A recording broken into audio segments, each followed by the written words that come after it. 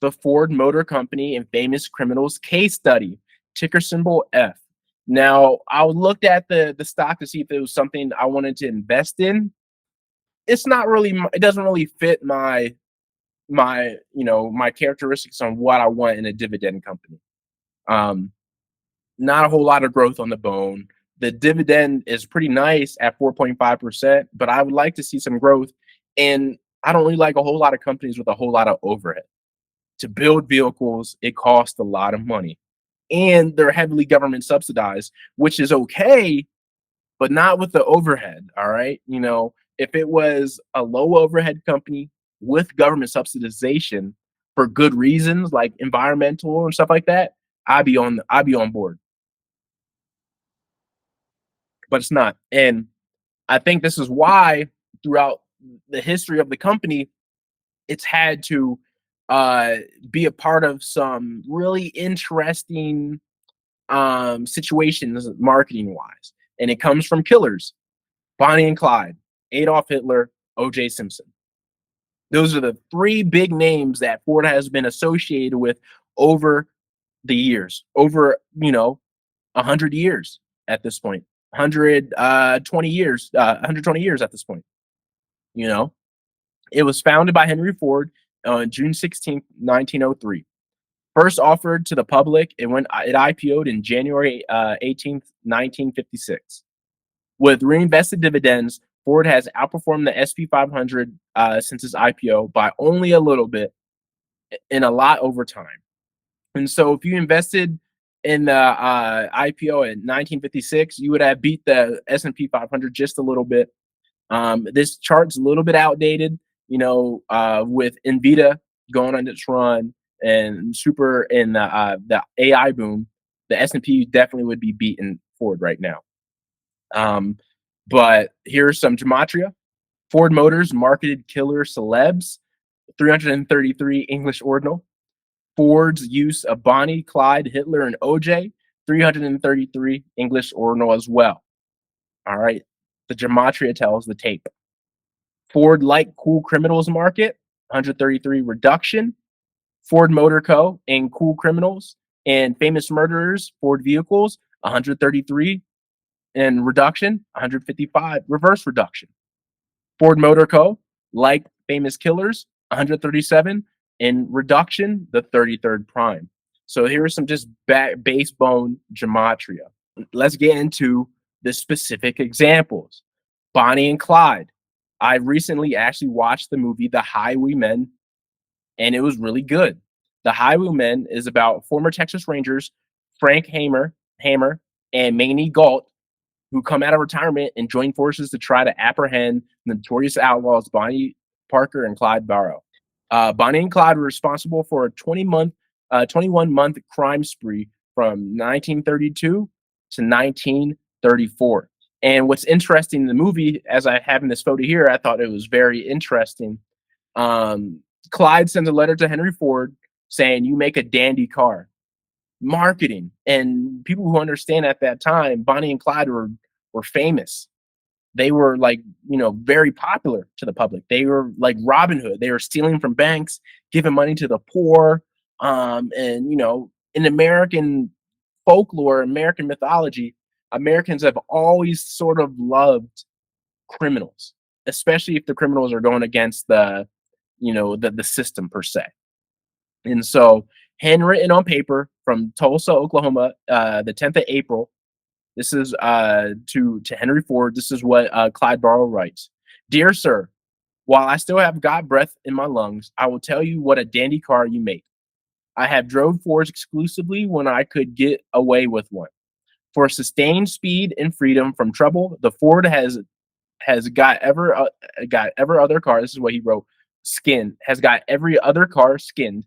And even if my business hasn't been strictly legal, it doesn't hurt anything to tell you what a fine car you got in the V8. Yours truly, Clyde Champion Barrow." At the time they were killed in 1934, they were believed to have committed 13 murders and several robberies and burglaries. Bonnie had 20,000 people show up to her funeral, while Clyde had about 15,000. That's crazy. Think about it. Criminals having tens of thousands of people at their funeral. They're that loved by strangers. And they drove a 1934 Ford Model 40B four-door deluxe sedan. And this is when I was doing research. This is what struck me. I'm like, wow. So in 1933, and I mind you, this is during the Great Depression. Everyone was broke. Everyone was poor. People couldn't, afford anything. This is smack dab Great Depression time. In 1933, Ford had lost $3.7 million. But in 1934, when the movie and the killing of Bonnie and Clyde took place, they made $6.8 million in pure profit. Wow. That's almost a $9-10 million swing in the other direction during the Great Depression. That's crazy. But it's based off marketing, the cool criminals at the time.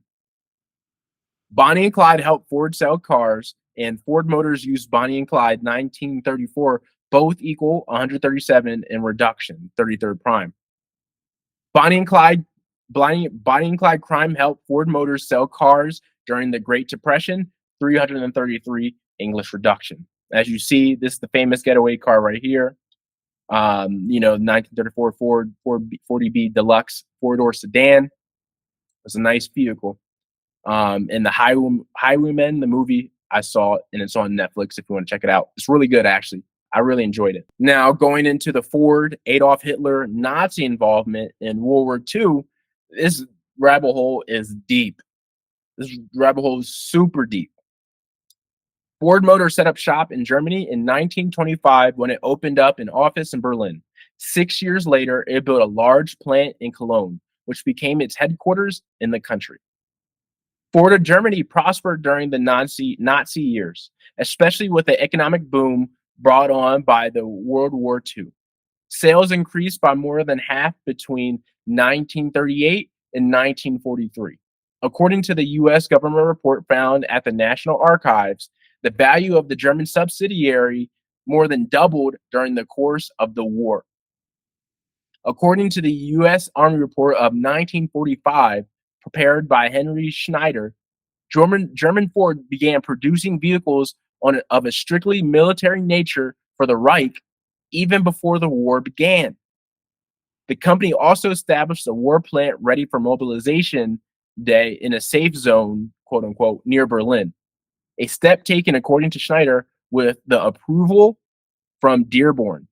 Dearborn, Michigan is where the headquarters of Ford was. Crazy. This is what I found. This is what they were saying in U.S. reports, when they were reporting on the matter. Following Hitler's 1939 invasion of Poland, which set off World War II, German Ford became one of the largest suppliers of vehicles in the Wehrmacht, the German army. Papers found at the National Archives showed that the company was selling to the SS and the police as well. By 1941, Ford of Germany had stopped manufacturing passenger vehicles and was devoting their entire production capacity to military trucks. This is insane. Insane.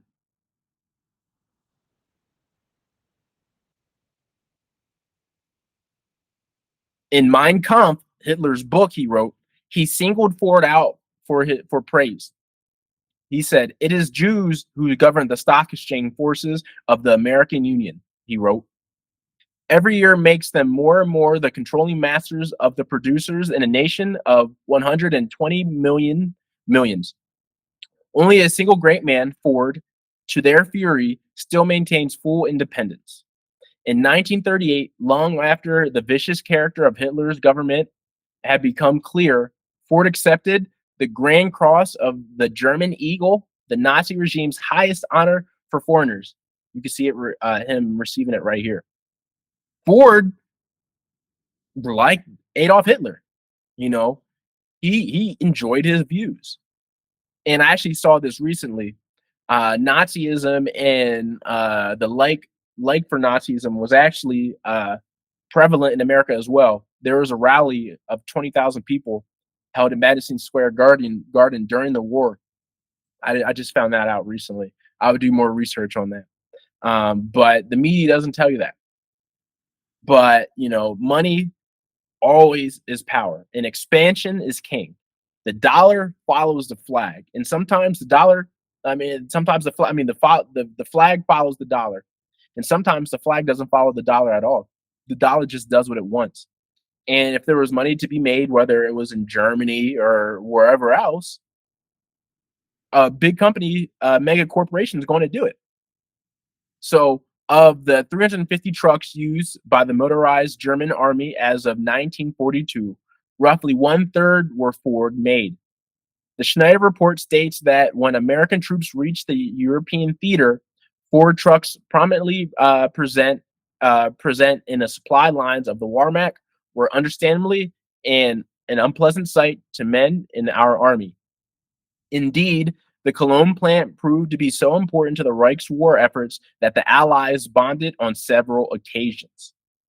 A secret 1944 U.S. Air Force report, target information sheet on the factory said that for the previous 5 years, it had been geared for war production on a high level. Ford responded by appointing a majority. Ford responded by appointing a majority German board of directors for the Cologne plant, upon which it bestowed the politically correct Aryan name of Ford Work. In March of 1941, Ford issued new stock in the Cologne plant and sold it exclusively to Germans, thereby reducing Dearborn's share to 52%, which is insane. Again, they didn't enter the public until the mid 50s, but in 41, they issued private stock to the German factory, to the German board of directors. They gave them capital to grow. Wow.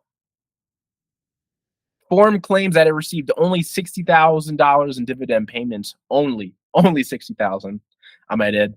It's possible to independently verify. It is not possible. It is not possible to independently verify that or anything else regarding Dearborn's wartime economic relationship with Cologne, because Ford of America was privately held until 1956, and the company will not make available its balance sheets from the period.